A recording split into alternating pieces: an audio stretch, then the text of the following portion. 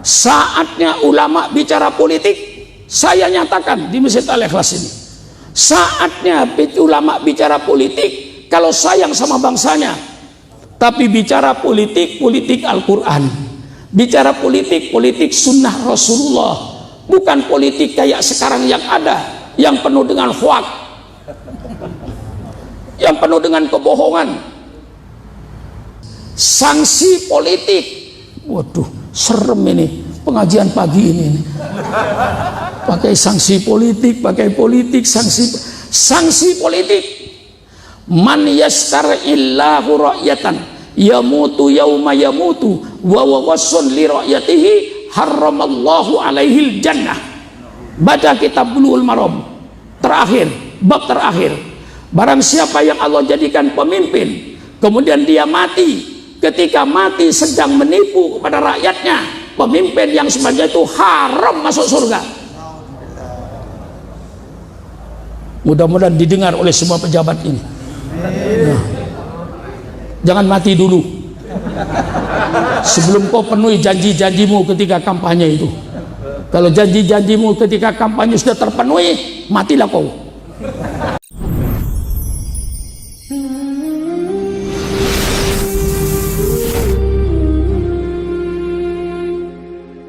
Bismillahirrahmanirrahim. Alhamdulillahirabbil. Masyarakat yang saya hormati, seluruh jamaah Masjid Al-Ikhlas yang saya hormati, wabil khusus kepada seluruh pengurus Masjid Al-Ikhlas, terlebih dahulu saya menyampaikan ucapan terima kasih. Pada hari ini, pada subuh ini saya dapat bersama-sama pengurus Masjid Al-Ikhlas pandai mempergunakan kesempatan dalam kesempitan. Di tengah-tengah saya berkunjung yang tidak ada rencana untuk Masjid Al-Ikhlas ini, tapi ternyata saya pagi ini berada di Masjid Al-Ikhlas ini. Hadirin sekalian yang berbahagia, saya ingin menyampaikan tentang Islam secara keseluruhannya. Allah Subhanahu wa ta'ala hanya menurunkan satu agama ke permukaan bumi ini, ialah agama Islam. Wa idh qala rabbuka lil malaikati inni ja'ilum fil ardi khalifah. Tatkala Allah berkata kepada malaikat bahwa nanti saya akan menciptakan khalifah, pengganti wakil Allah di permukaan bumi ini, artinya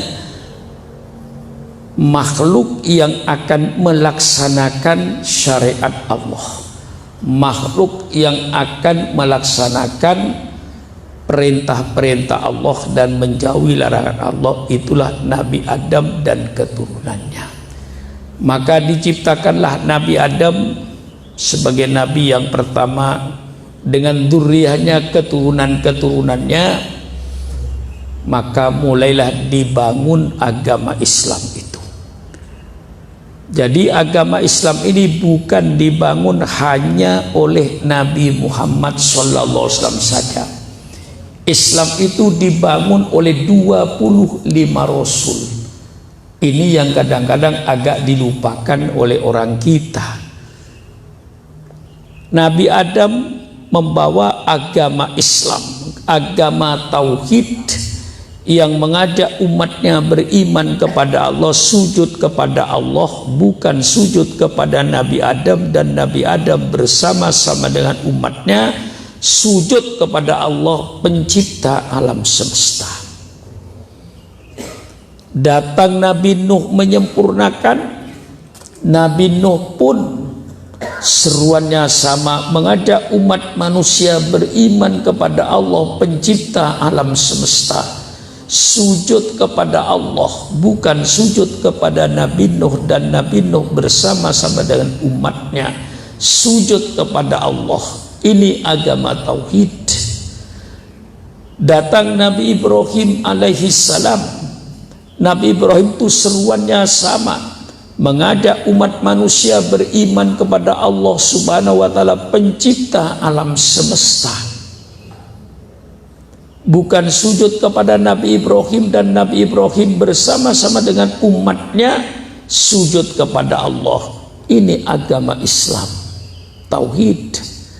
Datang Nabi Ibrahim alaihi salam, Nabi Ibrahim pun seruannya sama, mengajak umatnya beriman, bersujud kepada Allah, bukan sujud ke Nabi Ibrahim. Datang Nabi Musa, Nabi Musa pun seruannya sama, mengajak umat manusia, mengajak kaumnya beriman kepada Allah pencipta alam semesta, sujud kepada Allah, bukan sujud kepada Nabi Musa. Dan Nabi Musa bersama-sama dengan umatnya sujud kepada Allah. Islam, tauhid. Datang Nabi Isa alaihissalam, yang oleh saudara kita disebut Yesus Kristus.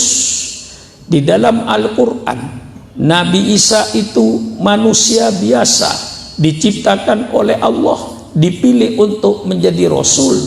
Seruan Nabi Isa sama seperti seruan Nabi Musa, seperti seruan Nabi Ibrahim. Nabi Isa mengajak umatnya supaya beriman kepada Allah Subhanahu wa ta'ala pencipta alam semesta, sujud kepada Allah, bukan sujud kepada Nabi Isa. Dan Nabi Isa bersama-sama dengan umatnya sujud kepada Allah Subhanahu wa ta'ala. Islam. Datang Nabi Muhammad sallallahu alaihi wasallam, seruannya sama dengan Nabi Isa, sama dengan Nabi Musa dan nabi-nabi sebelumnya. Nabi Muhammad mengajak umatnya supaya beriman kepada Allah Subhanahu wa taala pencipta alam semesta, hanya sujud kepada Allah, tidak sujud kepada Nabi Muhammad. Dan Nabi Muhammad bersama-sama dengan umatnya sujud kepada Allah. Sehingga Islam itu hanya kenal khaliq wal makhluk.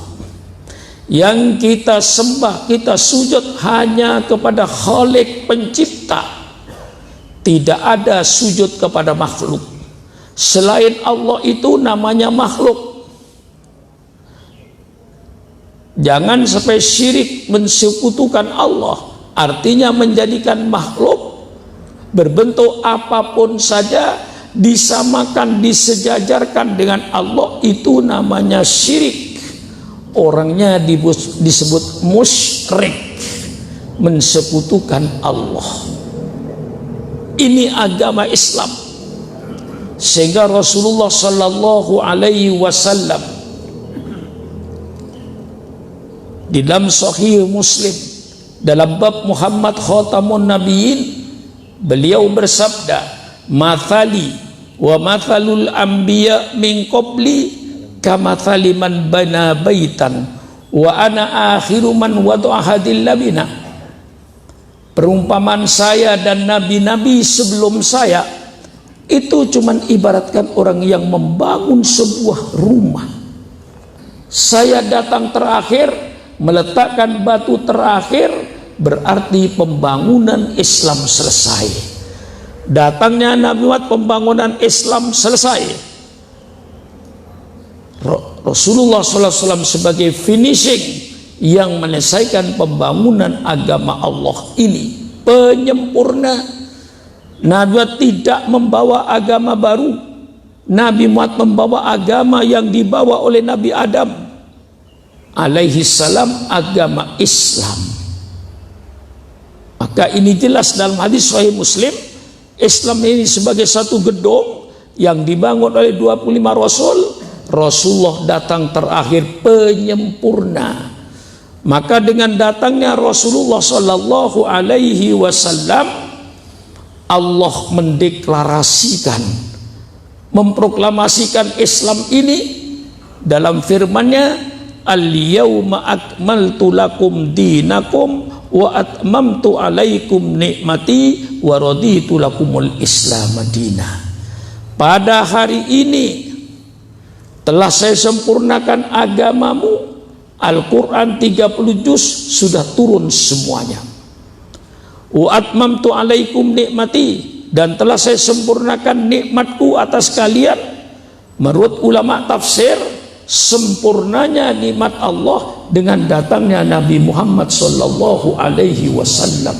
Seandainya Nabi Muhammad belum datang, berarti nikmat Allah belum sempurna. Kemudian Allah yang menyatakan, bukan syukran ma'mun. Allah yang menyatakan, wa raditu lakumul Islam madina.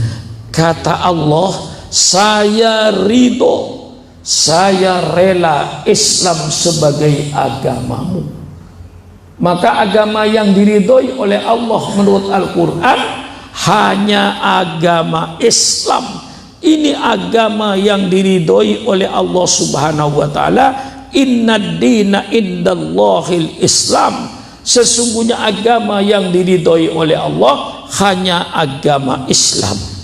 Wa may yabtaghi ghairal islami dinan falan yuqbala minhu wa huwa fil akhirati minal khasirin. Barang siapa yang itu agama selain agama Islam, maka tidak bakalan diterima oleh Allah, dan mereka termasuk orang yang merugi. Mengapa? Tempatnya nanti di api neraka. Ini Al-Quran, bukan syukran makmun bikin pernyataan ini. Al-Quran. Apa perbedaannya? Tidak ada perbedaan. Hanya syariat Allah itu diturunkan oleh Allah sesuai dengan pertumbuhan dan perkembangan manusianya. Zaman Nabi Adam tidak ada undang-undang nyolong. Mengapa zaman Nabi Adam tidak ada undang-undang nyolong? Karena pada zaman Nabi Adam tidak ada orang nyolong. Mengapa tidak ada orang nyolong? Karena tidak ada orang. Siapa yang mau nyolong? Yang ada Nabi Adam dengan Siti Hawa berdua. Dunia milik dia. Siapa yang mau nyolong rambutan? Tidak ada. Tanah belum dikapling-kapling. Yang kapling-kapling kan Pak Haji ini. Zaman Nabi Adam negara pun kagak ada. Nggak ada Singapura, nggak ada Indonesia, yang ada dunia. Penghuninya Nabi Adam dan Siti Hawa. Tidak perlu ada undang-undang nyolong. Zaman Nabi Adam, undang-undang perkawinan tidak sempurna seperti kita ini. Pakai wali, pakai saksi, pakai ijab kabul, pakai mahar. Mengapa? Karena zaman Nabi Adam tidak ada orang kawin. Siapa yang mau jadi besan? Ada yang mau jadi besannya Nabi Adam ketika itu? Oleh Allah dikasih mudah. Kakak kandung kawin dengan adik kandung dengan kandung pada zaman Nabi Adam. Kalau di Malang ada orang mau kawin dengan adik kandungnya sendiri, itu orang itu salah lahir. Mestinya lahirnya zaman Nabi Adam dulu.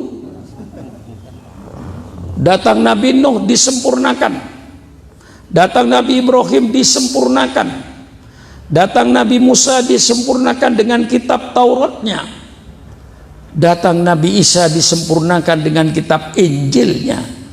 Maka kita umat Islam menghormati Nabi Musa, menghormati Nabi Isa, dan kita wajib percaya bahwa Allah menurunkan kitab suci pada para nabi ini, termasuk kitab suci, kitab Zabur kepada Nabi Daud, kitab Taurat kepada Nabi Musa, kitab Injil kepada Nabi Isa. Tapi mana yang kita percayai? Yang kita percayai kitab Zabur yang asli.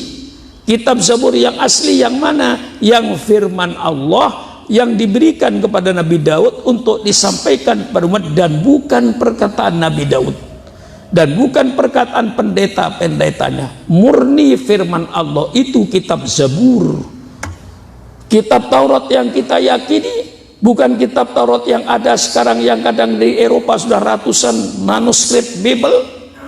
Yang kita percaya kitab Taurat yang firman Allah yang Allah berikan kepada Nabi Musa dan disampaikan pada umatnya, dan bukan perkataan Nabi Musa dan bukan perkataan pendeta-pendeta Yahudi. Pendeta-pendetanya murni firman Allah, itu yang kitab suci. Kita percaya kepada kitab Injil bahwa Allah menurunkan kitab yang namanya kitab kepada Nabi Isa. Kitab Injil yang mana yang kita percaya? Kitab Injil yang asli. Yang mana yang asli? Yang firman Allah yang diberikan oleh Allah kepada Nabi Isa alaihissalam untuk disampaikan kepada umatnya, dan bukan perkataan Nabi Isa dan bukan perkataan pendeta-pendeta.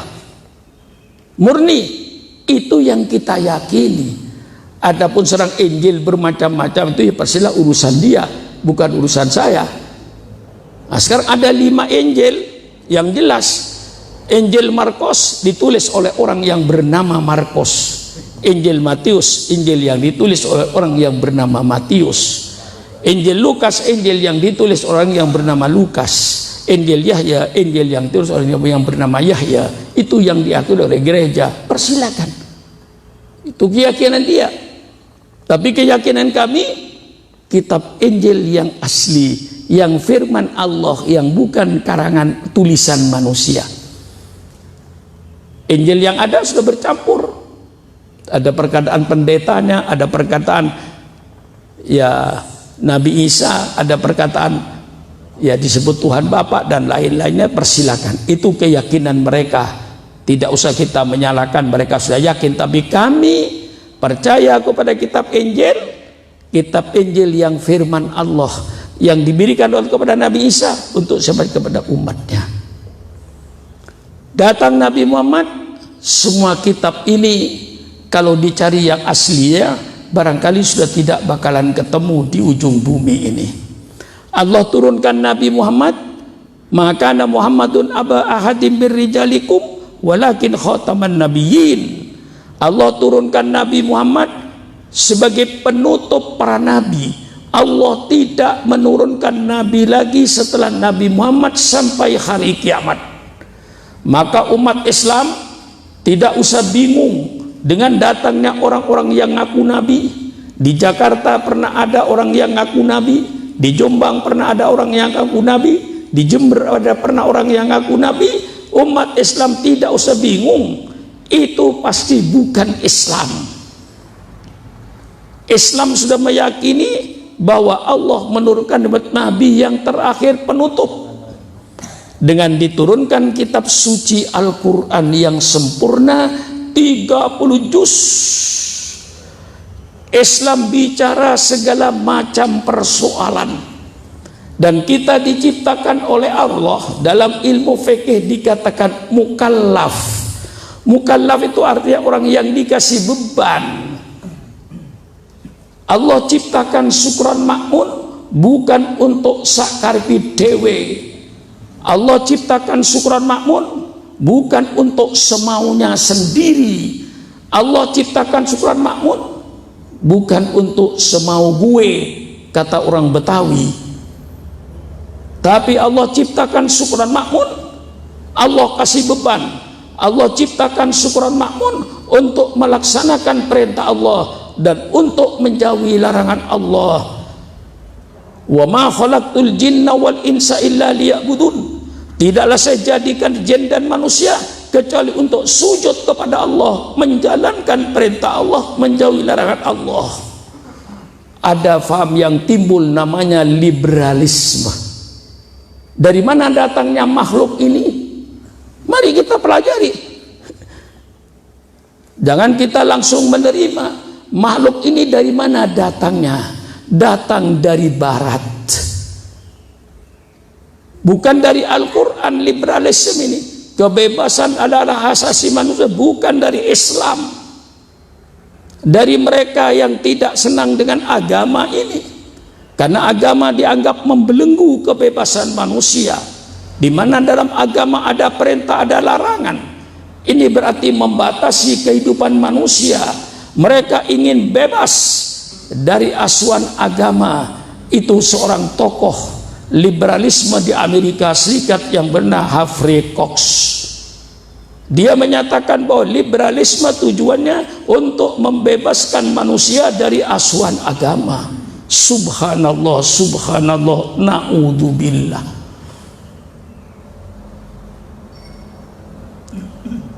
Islam memberikan kebebasan. Hai syukran makmun, kau bebas berbuat apapun saja selama tidak keluar dari Al-Quran dan sunnah nabimu. Itulah kebebasan yang dikasih bingkai, dikasih batas.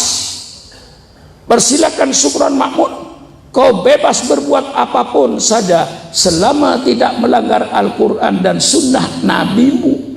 Ini kebebasan, kebebasan mutlak tanpa batas, hanya untuk binatang dan orang gila. Ingin bebas? Naudzubillah, gila. Tidak ada orang gila nyolong ditangkap polisi, itu nggak ada. Mengapa? Gila.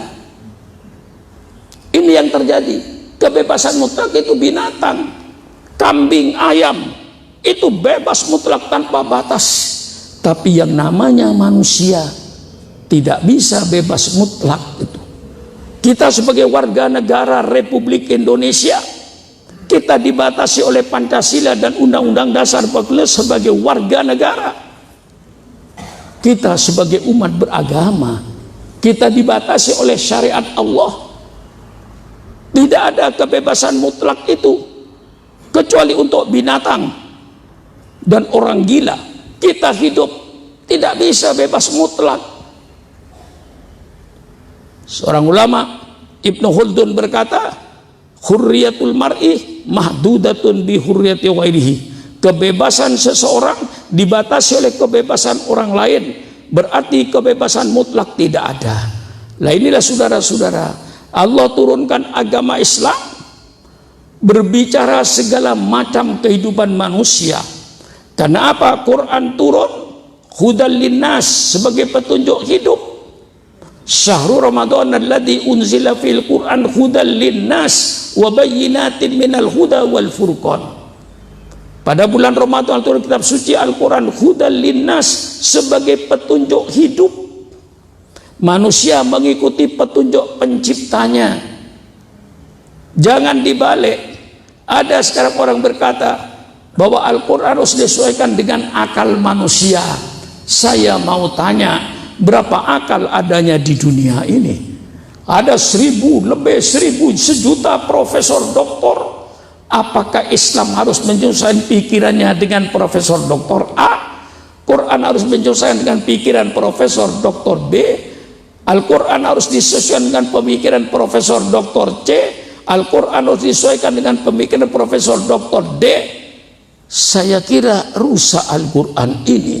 Mestinya pemikiran profesor doktor inilah yang mengikuti Al-Quran, karena Al-Quran hudal linnas, petunjuk hidup.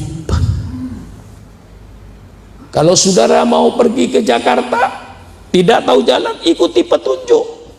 Kata petunjuk ke kanan, ke kiri, sampai ke Jakarta, ngikutin petunjuk. Kalau boleh saya kasihkan perumpamaan, kalau saudara beli mobil baru, katakan Mercedes, mesti dapat buku, namanya buku Mercedes. Dari mana buku ini? Dikeluarkan oleh yang bikin mobil Mercedes. Saudara beli mobil Toyota, pasti sudah dapat buku namanya Toyota. Siapa yang bikin buku ini? Yang bikin mobil Toyota. Saudara beli mobil Mazda, sudah dapat buku petunjuk namanya Mazda. Dari mana buku ini dikeluarkan? Oleh yang bikin mobil Mazda. Jangan coba-coba saudara memperbaiki mobil Mazda pakai petunjuk Mercedes. Jangan coba-coba sudah memperbaiki Mercedes dengan pakai petunjuk Mazda. Rusak mobil saudara. Minta petunjuk pada yang bikin. Allah pencipta langit dan bumi. Allah yang menciptakan manusia. Untuk memperbaiki manusia, untuk memperbaiki dunia ini, jangan minta petunjuk sama Amerika. Bukan Amerika yang bikin manusia. Jangan minta petunjuk sama Rusia. Bukan Rusia yang bikin manusia. Jangan minta petunjuk sama Cina. Bukan Cina yang bikin manusia. Allah yang menciptakan manusia. Allah ciptakan langit dan bumi dengan isinya. Allah ciptakan manusia. Allah keluarkan buku petunjuknya, namanya Al-Quranul Karim. Tidak ada alasan orang yang beriman kepada Allah untuk tidak kembali kepada Al-Quran. Alasan apa kau? Kalau kau merasa beriman kepada Allah, merasa diciptakan oleh Allah, tidak ada jalan lain untuk tidak kembali kepada buku yang menciptakan. Saya kasih contoh yang rasional. Jangan saudara memperbaiki mobil Toyota pakai petunjuk Mercedes, hancur mobil saudara. Nah, Quran sudah memberikan petunjuk bagaimana cara kita hidup. Mulai hidup berumah tangga, Islam sudah menanamkan. Pertama kali dengan akad nikah yang begitu indah. Ada yang menikahkan, ada saksi, ada mahar, tentu pengantin berdua, lalu ada ijab wal qabul. Subhanallah, indah transaksi ini menurut saya, karena saya beragama Islam. Inilah syariat Islam. Huwallazi arsala rasulahu bil huda wa dinil haq liyudhhirahu 'alad dini kullih. Dialah Allah yang mengutus utusannya dengan petunjuk yang benar dan agama yang benar, agar agama ini diperlihatkan oleh Allah di tengah-tengah semua agama, agar menjadi perbandingan. Inilah Islam. Di dalam mengatur pergaruan laki-laki dengan perempuan, diatur dengan hukum nikah, yang menikahkan walinya, kemudian ada saksi 2 orang, kemudian ada akad nikah, ijab wal qabul, lalu ada mahar sebagai rasa tanggung jawab untuk memberikan nafkah kepada istrinya. Subhanallah, indah. Rumah tangga diatur oleh Islam, sehingga orang tua, suami, wa ashiruhunna bil ma'ruf, pergaulan istrimu itu dengan baik. Tidak boleh laki-laki mempergaulan istri dengan kekerasan. Wa ashiruhunna bil ma'ruf, yang suami menghormati istri, yang istri menghormati suami. Apa kewajiban istri? Untuk taat kepada suami selama suami tidak melanggar agama. Tapi kalau suaminya melanggar agama, la ta'ata li makhluqin fi maksiatil khaliq, tidak ada taat kepada makhluk Allah berbentuk apapun saja kalau dia bermaksiat kepada Allah. Selama suami tidak melanggar hukum Allah, si perempuan wajib taat, si laki-laki menghormati istrinya. Wa ashiruhunna bil ma'ruf. Bapak dan ibu tanamkan kasih sayang kepada anaknya, anaknya timbul kasih sayang kepada bapaknya. Laisa minna man lam yuqir kabirona wala yarham saghirona. Tidak termasuk golongan saya, kata Rasulullah, laisa minna man lam yuqir kabirona wala yarham saghirona. Tidak termasuk golonganku orang yang tidak menghormati orang tua, dan tidak termasuk golonganku orang tua yang tidak kasih sayang sama anak. Kalau seandainya syariat Islam ini dilaksanakan oleh umat Islam secara utuh, tidak perlu pemerintah membuat lembaga perlindungan anak atau perlindungan perempuan. Tidak ada kekerasan rumah tangga. Islam tidak mengajarkan kekerasan rumah tangga. Justru suami istri hidup rukun, saling hormat menghormati, saling harga menghargai. Ini syariat Islam. Tidak perlu lagi ada perlindungan kekerasan rumah tangga, tidak perlu. Ini Islam mengaturkan. Mengapa Islam berbicara soal rumah tangga? Agar anggota rumah tangga tadi berakhlakul karimah, suaminya berakhlak Al-Quran, istrinya berakhlak Al-Quran, anaknya berakhlak Al-Quran, semua dengan kesopanan, dengan sopan santun yang tinggi. Inilah Islam mengajarkan dalam rumah tangga. Alangkah indahnya supaya akhlaknya anggota rumah tangga bagus. Innama bu'itu liutammima makarimal akhlak. Maka sekarang perlu umat Islam untuk menunjukkan syariat Islam di tengah-tengah bangsa Indonesia ini. Tunjukkan keluarga muslim, bagaimana keluarga muslim itu sehingga menjadi suri teladan kepada umat manusia. Inilah keluarga muslim. Suaminya hormat sama istrinya, mempergauli istri dengan lemah lembut, bukan dengan kekerasan. Tidak ada dalam Islam itu kekerasan terhadap istri. Tidak disuruh oleh Allah dengan lemah lembut. Si istri menghormati sang suami, si anak berbakti pada orang tua cinta kasih. Mengapa sekarang ini cinta kasih anak pada orang tua itu berkurang? Barangkali menurut analisa saya, karena orang tua sekarang tuh merasa kewajibannya membelikan sepatu anak, membayarkan SPP-nya, memberi makan, memberi jajan, selesai. Itu sangat-sangat keliru. Bukan itu kewajiban si bapak, ya itu termasuk kewajiban si bapak dan ibu. Tapi anak perlu kasih sayang ayah dan ibu. Ini yang kadang-kadang dalam dunia modern ini, kasih sayang anak, kasih sayang ayah itu tidak pernah dijumpai oleh si anak zaman sekarang. Anaknya pergi ke kantor, anaknya yang umur 3 tahun masih tidur, anaknya datang dari kantor, anaknya sudah tidur. Tidak pernah ketemu dengan si anak. Ibunya sibuk dengan arisan, sibuk dengan koperasi. Akhirnya anak hanya diasuh oleh pembantu rumah tangga. Sejauh mana kasih sayang pembantu rumah terhadap anak majikannya ini? Tidak pernah mencium anaknya. Bapaknya tidak pernah mencium anaknya, tidak pernah menggendong anaknya. Bagaimana anak akan berbakti pada orang tua? Dia tidak mendapatkan kasih sayang orang tua. Di sini Islam mengatur rumah tangga. Supaya rumah tangga bagus, anak berbakti pada orang tua sayang dan cinta kasih sebana. Selalu anaknya mendapat ciuman bapaknya, selalu anaknya mendapat ciuman ibunya. Pagi sore tidak lepas daripada ciuman bapak dan ibunya. Timbullah rasa cinta sama orang tua. Nah, kayak negara tetangga kita di Singapura itu, ya kalau pagi semuanya sibuk menitipkan anak ke panti asuhan anak. Cuman dipesan anak sini beragama Islam, kasih yang halal, ya. Nanti sore diambil anaknya itu, sehingga anak hanya diasuh oleh panti asuhan itu. Bagaimana kasih sayangnya orang panti asuhan? Tentu tidak seperti kasih ayah dan ibu.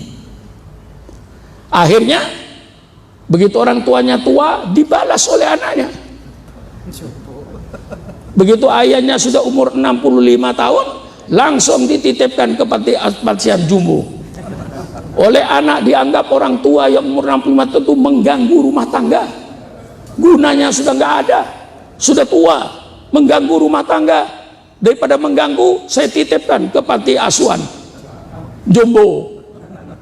Saya datang di situ dan saya tanya, banyak yang bunuh diri ini orang. Mengapa bunuh diri? Dia tiap minggu nunggu cucu, tiap minggu nunggu anak. Ternyata ternyata anaknya dan cucunya pergi ke tempat hiburan hari Minggu. Katakan di sini pergi ke Batu, ke Selekta, bukan mengunjungi bapaknya yang ada di Jumbo ini. 3 bulan 4 bulan tidak dikunjungi, putus asa, gantung diri. Ini saya langsung bicara dengan pengasuhnya Jumbo ini. Islam bicara soal bermasyarakat, bagaimana ber-RT dan ber-RW di tengah-tengah masyarakat. Islam berbicara supaya apa? Supaya timbul hidup kerukunan bersama-sama. Mengapa Islam bicara soal RT, soal ber-RT dan ber-RW? Supaya anggota RT dan anggota RW orang-orang yang bermoral, orang-orang yang berakhlak. Jadi sangat tidak benar kalau sekarang timbul sebuah aliran. Kalau tadi liberalisme, sekarang timbul namanya sekularisme.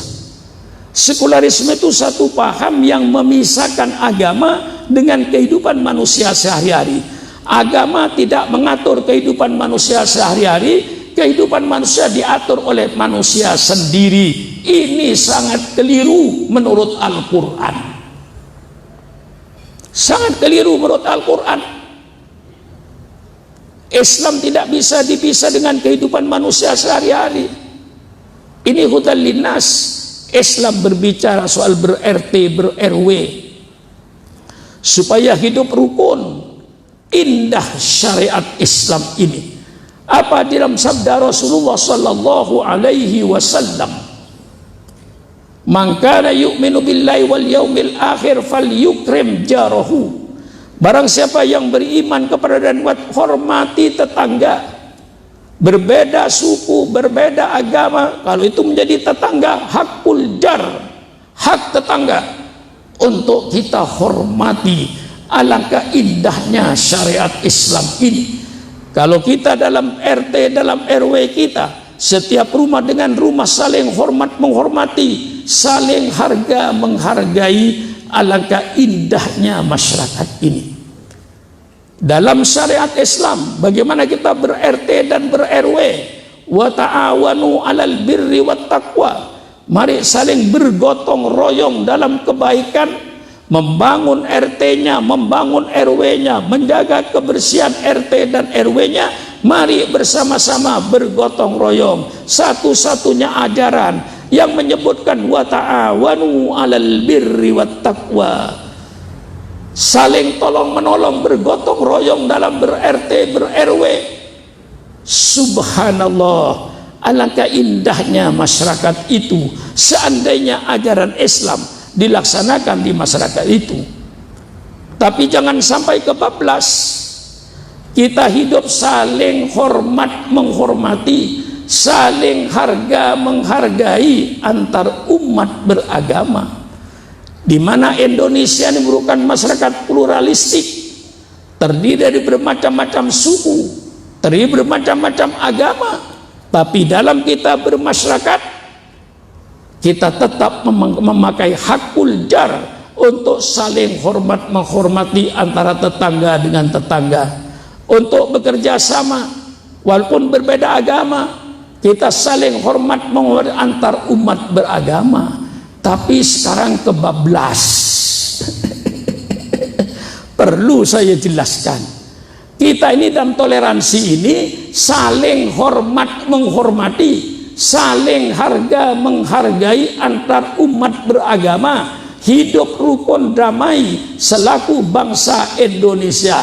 Tapi bukan berarti membenarkan semua agama. Membenarkan semua agama kafir, murtad.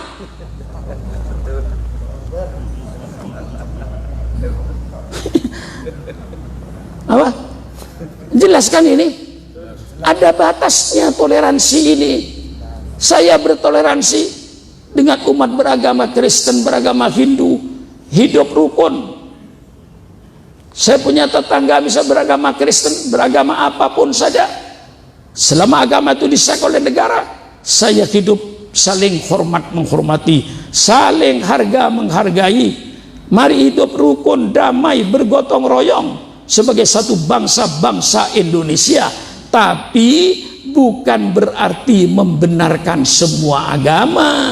Membenarkan semua agama dalam hukum Islam, hukumnya murtad, keluar dari Islam, menjadi orang kafir. Kafir itu bukan penghinaan.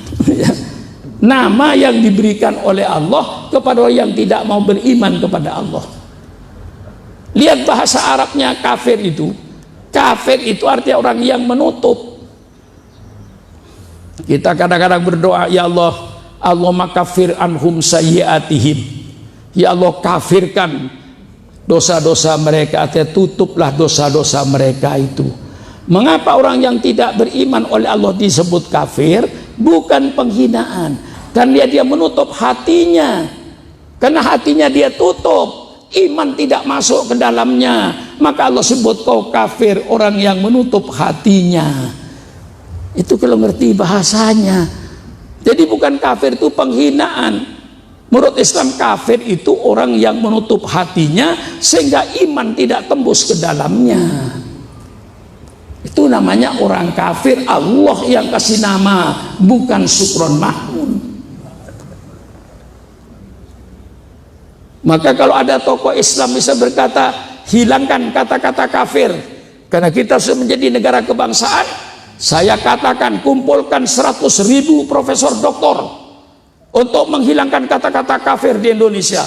Kata-kata kafir tidak bakalan hilang di Indonesia selama Al-Quran dibaca oleh umat Islam. Kafir akan tetap terdengung di seluruh Nusantara ini. Ya ayyuhalladzina kafaru, mau dirubah. Innalladzina kafaru, mau dirubah Pak Haji. Ya ayyuhalladzina kafaru, ya ayyuhalladzina non muslim. Lah mari kita real, kita wajib hidup rukun, saling hormat menghormati, saling harga menghargai di RT di RW walaupun berbeda agama, ikut rukun dan damai, tapi tetap jangan membenarkan semua agama. Yang membenarkan semua agama itu tokoh Yahudi yang bernama Abraham Giger. Dia mengatakan, karena semua agama itu pasti menyuruh kepada kebaikan, tidak ada agama yang menyuruh kepada kejahatan, maka semua agama itu sama, semua agama benar. Saya tahu sumbernya dan siapa yang berpunya pendapat. Abraham Giger, tokoh Yahudi. Dia menilai dari satu sisi, semua agama menyuruh kepada kebaikan, tidak ada agama menyuruh kepada kejahatan. Oleh sebab semua agama sama. Subhanallah, subhanallah. Kalau soal apa? Soal akhlak, semuanya mesti sama. Asal manusia berakal, pasti berkata membunuh orang tidak baik tanpa agama. Membunuh orang pasti tidak baik tanpa agama. Kalau akalnya sehat, ngerampok pasti tidak baik kalau akalnya sehat. Kalau karena semua itu menyuruh kepada kebaikan, akal sehat menyuruh kepada kebaikan. Di dalam agama bukan hanya soal akhlak saja, tetapi soal iman. Iman kepada Allah penciptanya ini menjadi rukun iman dalam agama. Sehingga dalam surat Al-Kafirun, ya ayyuhal kafirun la a'budu ma ta'budun. Hai orang-orang yang kafir, yang menutup hatinya sehingga iman tidak tembus dalam hatimu, la a'budu ma ta'budun. Saya tidak menyembah apa yang kau sembah, dan kau tidak menyembah apa yang saya sembah. Lakum dinukum waliyadin, agamamu agamamu, agamaku agamaku. Subhanallah, subhanallah. Maka kepada Islam, mari kita dalam negara kesatuan Republik Indonesia, kita hidup rukun antar umat beragama, hidup damai, saling hormat menghormati, saling harga menghargai, tetapi kita tetap yakin innad dina indallahil Islam. Ini toleransi yang kita bangun, bukan lalu mengkaburkan agama. Semua agama benar, semua agama sama. Subhanallah. Semua umat beragama masuk surga. Subhanallah. Mereka punya keyakinan begitu, persilakan. Kalau seandainya semua umat beragama itu masuk surga, untuk apa Syukron Makmun beragama Islam repot-repot sholat subuh setiap pagi, apalagi musim hujan? Betul? Yang sholat subuh masuk surga, Ustadz. Yang tidak sholat subuh masuk surga. Surganya sama. Ustadz pilih yang mana? Ayo jujur, Pak Haji. Yang sholat subuh masuk surga, yang tidak sholat subuh masuk surga. Surganya sama. Milih yang mana, Pak Haji? Milih yang sholat subuh? Bodoh. Bodoh. Tentu milih yang tidak sholat subuh, sama-sama masuk surga kok. Yang puasa Ramadan masuk surga, yang tidak puasa Ramadan juga masuk surga. Milih yang mana? Yang muda-muda, yang dilarang pacaran masuk surga, yang memperbolehkan pacaran masuk surga. Milih yang mana? Ini cara mereka memurtadkan umat Islam. Cara mereka secara tidak langsung untuk memurtadkan anak-anak muda ini.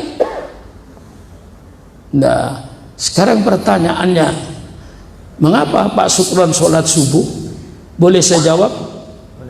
Boleh saya jawab? Boleh saya jawab?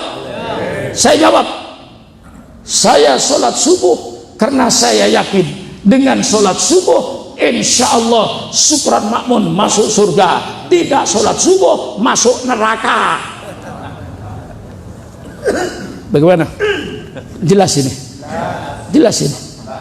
Mengapa syukran makmun puasa Ramadan? Tidak makan, tidak minum di siang hari. Yang diminum ada, yang dimakan ada.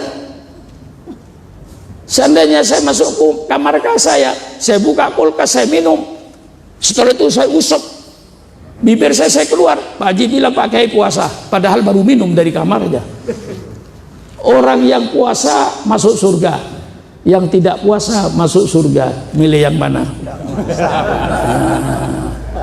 Mengapa syukran makmun puasa Ramadan? Sebentar lagi ini 1 bulan. Tidak makan di siang hari, tidak minum di siang hari, karena syukran makmun yakin dengan puasa Ramadan, insya Allah syukran makmun masuk surga. Tidak puasa Ramadan, naudzubillah, masuk neraka. Ini Islam, ini ajaran Islam. Hah? Jadi toleransi itu jangan kebablasan. Kita ngerti toleransi, dan di Indonesia nggak usah ngomong toleransi lah. Kita ratusan tahun toleransi kok. Tidak pernah umat Islam memerangi umat gereja, tidak pernah umat gereja memerangi umat Islam, tidak ada. Semua di Malang gereja berjalan tiap hari Minggu. Jumatan tiap Jumat umat Islam berjalan Jumatan. Kok masih bicara toleransi, toleransi? Seolah-olah umat Islam tidak toleransi. Subhanallah. Kalau seandainya umat Islam tidak toleransi, insya Allah gereja di Sabang Merauke 1 minggu bisa rata dengan tanah. Kalau seandainya umat Islam tidak toleransi, mari kita jawab. Seandainya kita tidak toleransi, habis gereja itu. Adanya gereja tegak, umatnya tiap minggu datang ke gereja aman. Di Malang aman nggak mereka ke gereja itu? Aman. Mengapa bicara toleransi? Memang gak ada kerjaan, saudara. Di Madura yang dikatakan Islamnya kental, gereja ada. Di Sumenep ada, di Pamekasan ada, di Bangkalan ada. Barangkali yang belum ada di Madura, di Sampang itu barangkali yang belum ada. Semuanya berjalan. Hari Minggu mereka ke gereja, kita hormati, kita hargai. Kita hari Jumat ke masjid, mereka menghormati kita. Tidak pernah mereka menghalang-halangi kita. Toleransi sudah berjalan ratusan tahun di Indonesia. Baru akhir-akhir ini dikembangkan toleransi. Allah umat Islam tidak toleransi, seolah-olah kayaknya. Padahal kita umat yang toleransi. Rasulullah mengajarkan toleransi kepada umat ini. Di dalam Al-Quran dan hadis Rasulullah, banyaklah ayat-ayat dan hadis-hadis yang menyuruh kita untuk menghormati pada umat lain itu. Subhanallah, subhanallah, subhanallah. Nah, Islam mengajarkan bagaimana kita ber-RT, bagaimana kita ber-RW. Mengapa Islam bicara soal ber-RT dan ber-RW, artinya bermasyarakat, supaya anggota masyarakat itu berakhlakul karimah. Antara tetangga dengan tetangga berakhlakul karimah, saling hormat menghormati, saling menghormati. Tidak ada wala tajassasu. Itu Quran. Jangan kau mencari-cari kesalahan orang. Mencari-cari kesalahan orang tidak dibenarkan oleh syariat Islam. Jangan mencari-cari kesalahan orang. Kalau mendapatkan kesalahan orang baru kita nahi mungkar, tapi tidak boleh mencari-cari kesalahan orang. Kurang hebat bagaimana Quran ini. Inilah yang diajarkan oleh Islam, agama yang lemah lembut, agama yang sopan santun. Wa in istajaraka ahadun minal musyrikin fa'ajirhu. Kalau ada orang non muslim minta perlindungan kepada engkau Muhammad, kau lindungi. Subhanallah, kau lindungi hatta yasma kalam Allah, perdengarkan oleh engkau Al-Quran. Setelah itu kau lepas, bukan kau lepas, kau kembalikan orang tadi ke tempat yang aman, kembalikan pada keluarganya. Tidak usah dipaksa masuk Islam, La ikraha fiddin, qad tabayyana ar-rusdu minal ghayy. Tidak ada paksaan dalam agama, karena mana yang petunjuk, mana yang sesat sudah jelas.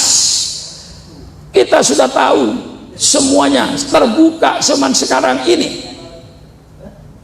Islam terbuka, Kristen terbuka, Hindu terbuka. Persilakan umat. La ikraha fiddin, tidak ada paksaan dalam agama.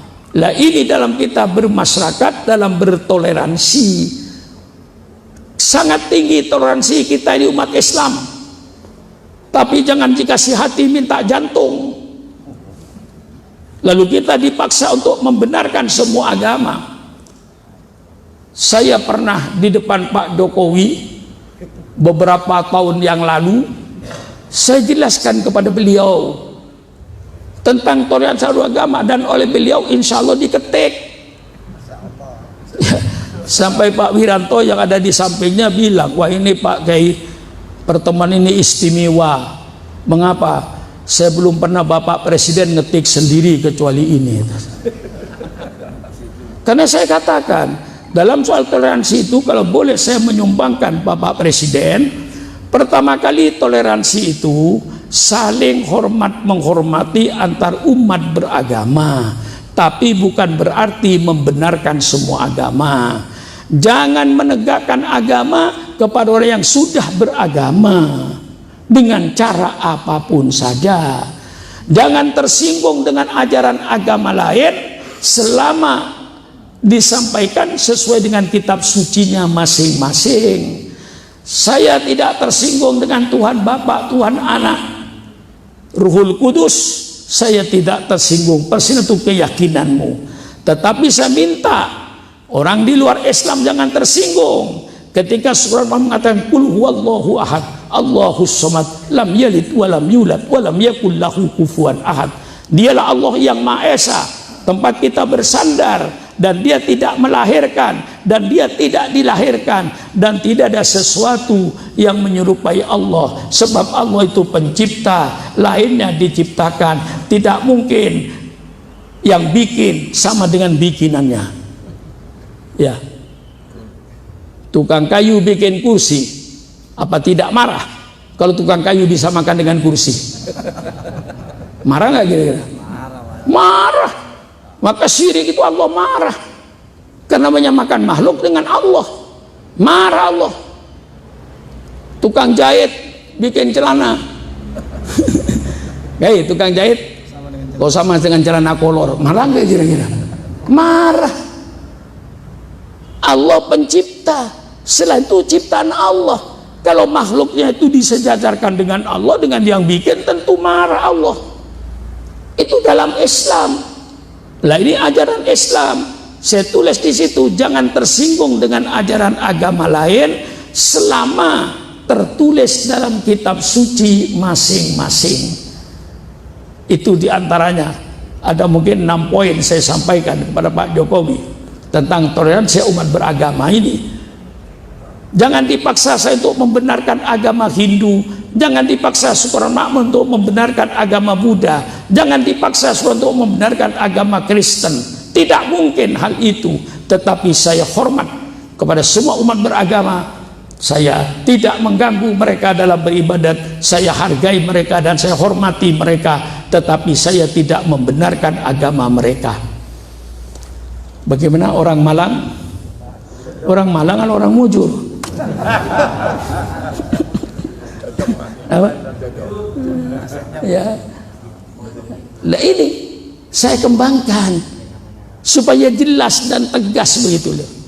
Nah sekarang untuk merusak ini, liberalisme, sekularisme, pluralisme. Dalam pluralisme agama Indonesia yang bersifat pluralistik, supaya kita rukun, damai, lalu digiring untuk membenarkan semua agama. Itu suatu hal yang tidak mungkin. Orang Kristen tidak mungkin akan membenarkan agama Islam, orang Hindu tidak mungkin akan membenarkan agama Islam. Mereka yakin. Maka saya katakan di depan Pak Jokowi, ketuhanan yang Maha Esa berarti semua agama benar menurut pemeluknya masing-masing. Bagaimana? Bu, dengar nggak di belakang itu? Salah saya ceramah setengah mati, ibu tidur setengah mati. Semua agama benar menurut pemeluknya masing-masing. Oleh sebab itu, mari kita saling harga menghargai, mari kita saling hormat menghormati antar umat beragama. Mari kita hidup rukun, hidup damai dalam negara kesatuan Republik Indonesia. Gimana kira-kira? Radikal apa benar ini? Radikal. Sudahlah pemerintah, yang radikal tangkap aja, nggak usah bicara. Sehingga tidak semua orang lalu merasa ketakutan. Karena pemerintah kadang mereka radikal. Khotib di masjid-masjid, di kampung-kampung takut di golongan radikal. Yang radikal tangkap aja. Nah, ini dalam pluralisme pun kita batasi.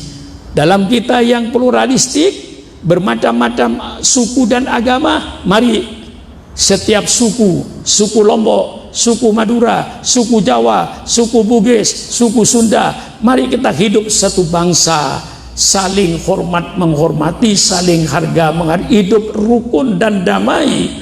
Mari bangun NKRI ini supaya rakyatnya sejahtera bersama-sama.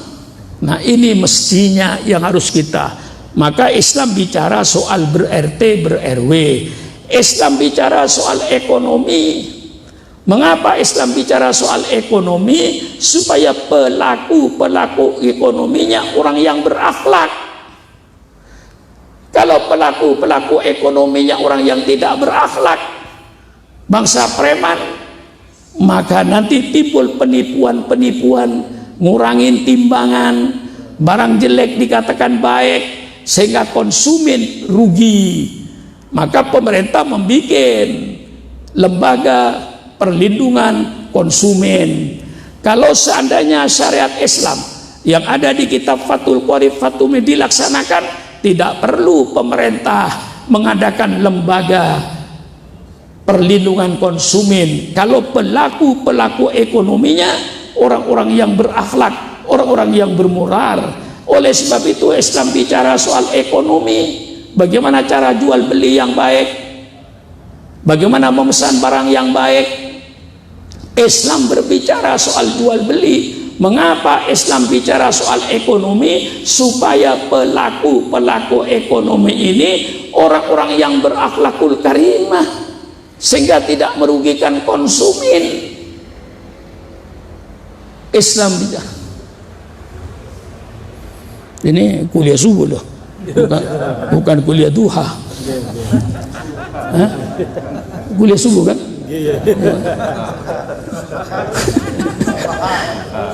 Takut kebablasan kuliah duha nanti itu. Nah, sudah saya perpendek. Islam bicara soal politik. Nah, yang melarang kiai bicara politik itu dulu Belanda.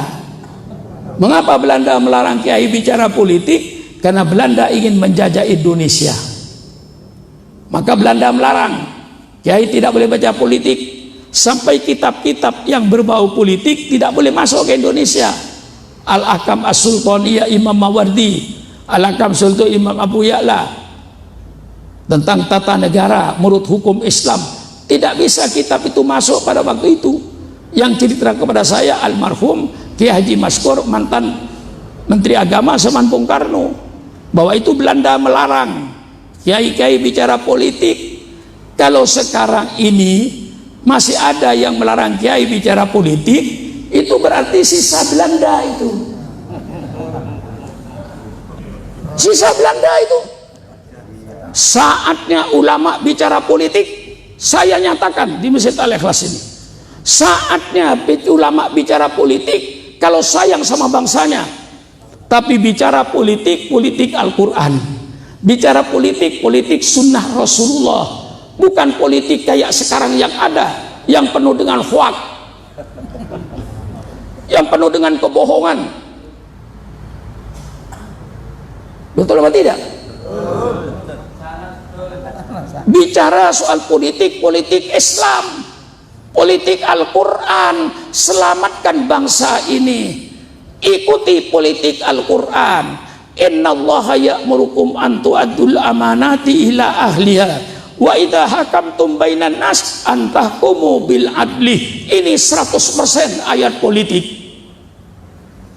Mengapa takut? Orang Madura itu punya mitos, ya. Kalau penakut itu lahirnya siang. Kalau lahir malam, barangkali. Nah, disinilah saudara-saudara, innallaha ya'murukum an tu'addul amanati ila ahliha. Allah perintahkan, berikanlah amanah kepercayaan itu kepada ahlinya. Subhanallah. Jangan sembarangan mengangkat ketua RT. Jangan sembarangan mengangkat ketua RW. Jangan sembarangan mengangkat lurah. Jangan sembarangan mengangkat camat. Jangan sembarangan mengangkat wali kota. Jangan sembarangan mengangkat bupati. Jangan sembarangan mengangkat gubernur. Jangan sembarangan mengangkat menteri. Jangan sembarangan mengangkat presiden. Itu semuanya amanah yang harus diberikan kepada orang ahlinya. Bagaimana? Hebat Quran ini. Hebat Quran ini. Innallaha ya'murukum an tu'addul amanati ila ahliha wa idza hakamtum bainan nas an tahkumu bil adli. Kalau kau menetapkan hukum depan manusia, hukum yang adil. Dalam hukum tidak ada benci, tidak ada cinta. Karena benci, orang yang tidak bersalah masukkan penjara. Karena senang, orang yang bersalah dilindungi. Ini dolem. Allah yang menyatakan wa idza hakamtum bainan nas an tahkumu bil adli. Kalau kau menetapkan hukum, dan tetapkan hukum yang adil. Subhanallah, subhanallah. Dalam berpolitik yang jujur, jangan fitnah memfitnah, jangan jatuh menjatuhkan. Ini diatur oleh Islam. Fitnah memfitnah tidak boleh, jatuh menjatuhkan tidak boleh. Mari kita sampaikan kepada rakyat, kalau Supran Makmun menang nanti begini tanpa mencela orang lain. Alangkah indahnya kalau politik ini dilaksanakan. Cari pemimpin dalam Islam. Kalau ada kiai masih berunding, mari kita rapat apa kiai? Kriteria pemimpin kiai goblok. Enggak perlu, sudah kita punya sifat baku. Pemimpin itu siddiq, amanah, tabligh, fatonah, selesai. Dan tidak ada yang lebih bagus dari ini. Politik Islam, carilah pemimpin siddiq, pemimpin yang jujur, bukan pemimpin yang bagi-bagi duit. Kalau pemimpin yang bagi-bagi duit, kalau nanti jadi pemimpin balik modal. Betul apa tidak? Balik modal nggak kira? Kalau saya menjadi wali kota Malang misalnya, ketika menjadi wali kota saya keluar duit 20 miliar, kira-kira setelah saya jadi wali kota ingin balik modal apa tidak kira-kira ya? Hah? Jujur, saya ingin jadi bupati Probolinggo, keluar duit saya 20 miliar, setelah saya jadi bupati Probolinggo, kira-kira saya ingin balik modal apa tidak? Itu contoh. Maka dalam Islam pilih siddiq, pemimpin yang jujur, pilih pemimpin yang amanah, yang terpercaya. Jangan pilih pemimpin yang berkhianat kepada rakyatnya. Pilih pemimpin yang tabligh, pemimpin yang selalu menyampaikan kebenaran, bukan pemimpin yang menyampaikan kebohongan. Pilih pemimpin yang fatonah, pemimpin yang cerdas, yang menguasai segala persoalan. Mengapa pemimpin harus cerdas? Kalau rakyatnya sulit, pemimpin yang cerdas bisa mengeluarkan rakyat daripada kesulitannya. Tapi kalau pemimpinnya tidak cerdas, rakyatnya sulit, sampai kiamat rakyatnya tetap sulit.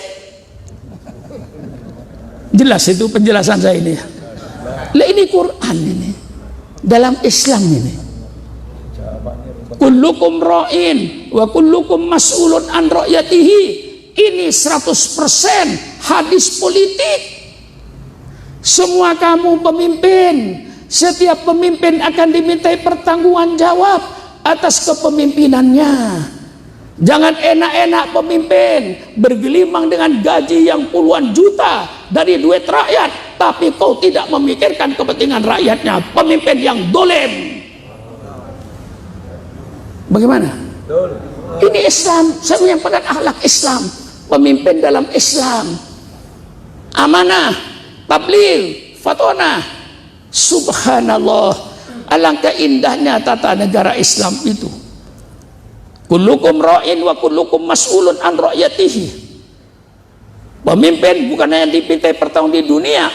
Kalau pertanggungan jawab di dunia gampang, asal ketikanya bagus, format suratnya bagus, sudah, tanda tangan bagus, sudah, itu tanggung jawab di dunia. Bohong pun bisa dibenarkan.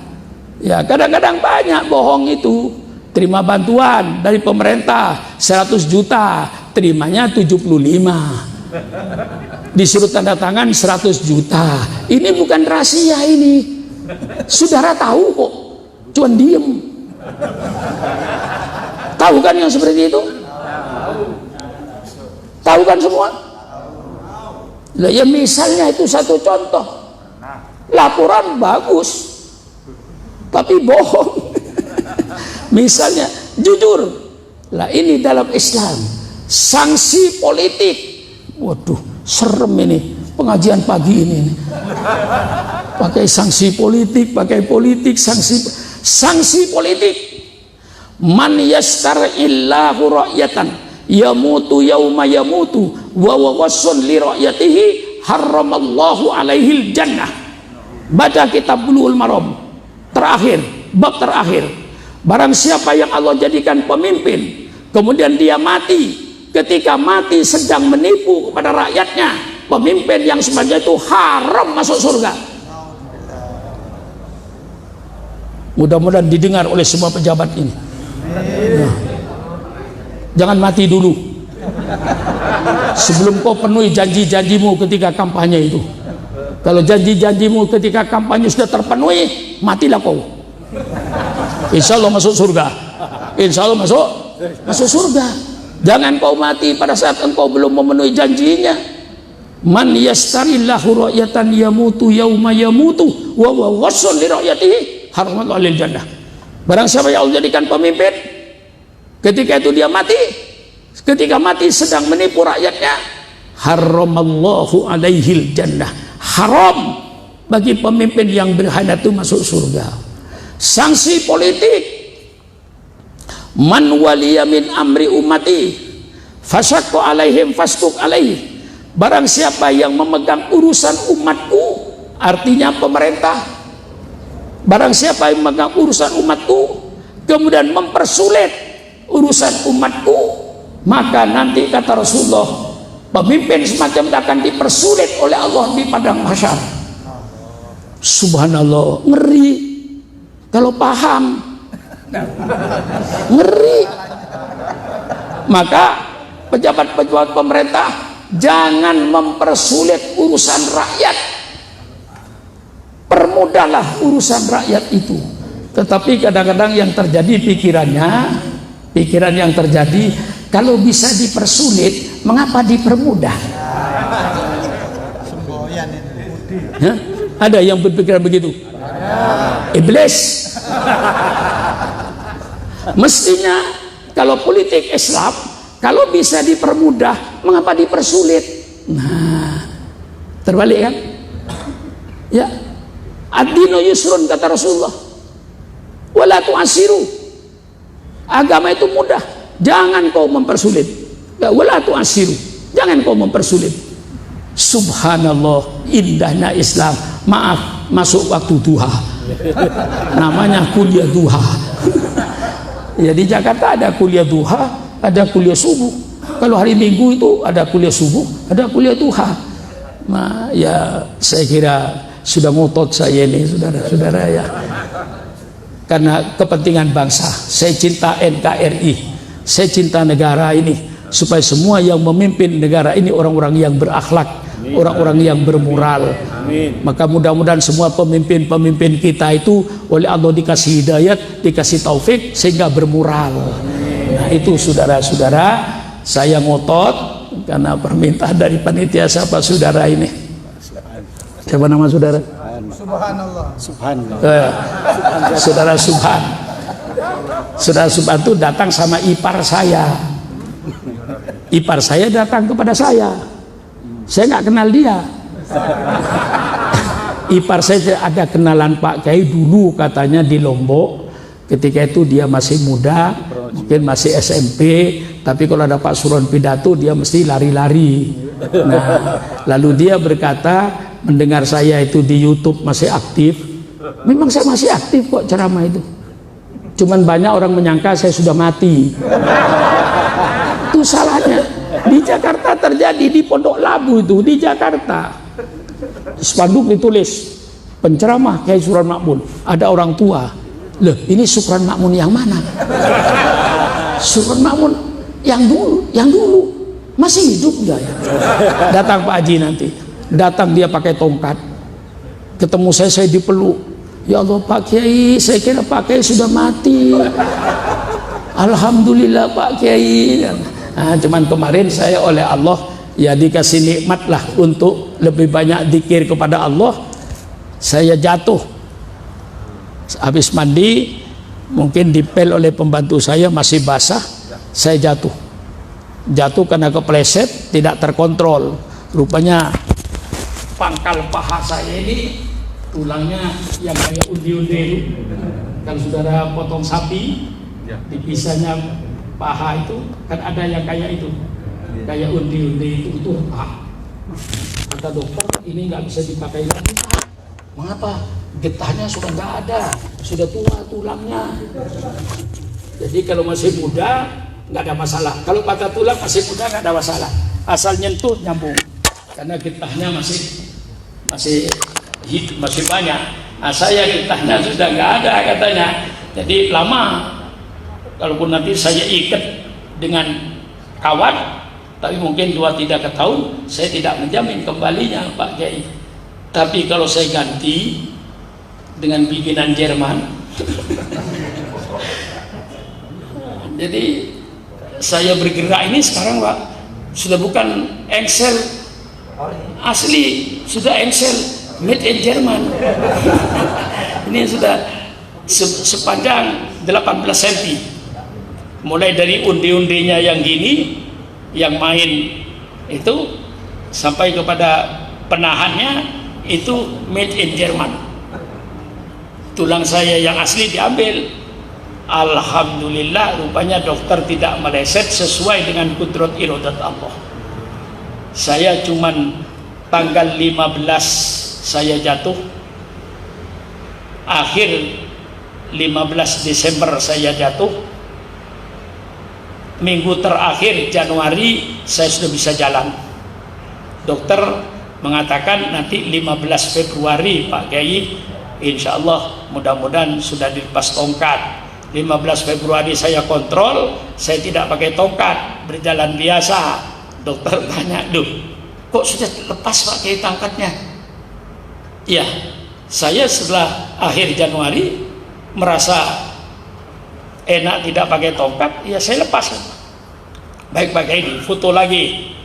Lalu alhamdulillah katanya ya mudah-mudahan sesuai dengan kudrat iradat Allah, posisi sudah bagus Pak, nggak apa-apa, sudah berani saya ke Jawa Timur melayani undangan bulan Syawal dulu sebelum saya jatuh.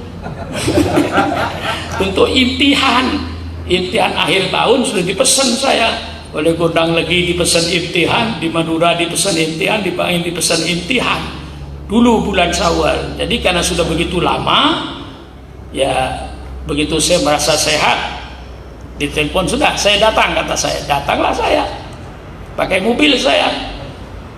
Alhamdulillah pakai mobil itu tidak lama lah sekarang ini. Saya keluar dari Jakarta, dari rumah jam 8 pagi, sudah sampai di Malang, di Singosari menjelang maghrib. Kadang-kadang pada jam 4 sudah sampai saya. setengah 3, setengah 4 sudah sampai kemarin karena ada macet, jadi agak sedikit terlambat. Nah, alhamdulillah saya penuhi karena saya sudah merasa bisa jalan, bisa naik tangga asal ada ilmunya. Kalau naik tangga itu kaki yang sehat naikkan dulu pakai tongkat. Kalau turun dari tangga kaki yang sakit dulukan, jangan yang sehat. Nah, itu saya praktekkan sesuai dengan petunjuk dokter. Saya naik tangga lantai 2, lantai 3 nggak ada masalah di pondok. Nah, baru saya terima telepon undangan bagaimana, jadi semua kata saya. Alhamdulillah jadi. Nah, enggak tahu Pak Subantu dari mana kupingnya, saya enggak tahu. Yang jelas atau punya jin. Yang jelas dia minta supaya saya yang tertarik kata-kata dia apa benar. Saya bilang ipar saya ngomongnya, kata saya. Katanya Pak Suban bilang saya rindu berat dengan Pak Kiai. Rindu beratnya itu yang saya hargai. Sekarang bilang rindu aja, ya mungkin tidak usah dah saya payah. Semalam jam 1 saya datang dari Gondang lagi, nggak tidur kok.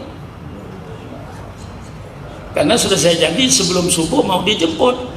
Jam 1, jam 4 subuh. Kapan saya mau tidur? Nah, alhamdulillah sekarang saya mau tidur sampai jam 10. Nanti jam 10 saya mau berangkat ke Madura. Nanti malam saya ada di Sampang, acara imtihanan juga. Inilah saudara-saudara, sekali lagi terima kasihlah. Memang orang yang berhasil itu orang yang pandai mempergunakan kesempatan. Iya, ada syair bahasa Arab, intahizil fursata wa dzarfautaha fabulul izzi fi nailil furs. Pergunalah kesempatan itu, karena kesempatan tidak 2 kali, tidak 3 kali. Pergunakan kesempatan sebaik-baiknya, dan sedihlah kau dengan hilangnya kesempatan itu. Dan orang-orang yang berbahagia, orang-orang yang berhasil, siapa itu? Orang-orang yang pandai mempergunakan kesempatan. Alhamdulillah, terima kasih. Sekian saja, kurang lebihnya saya maaf.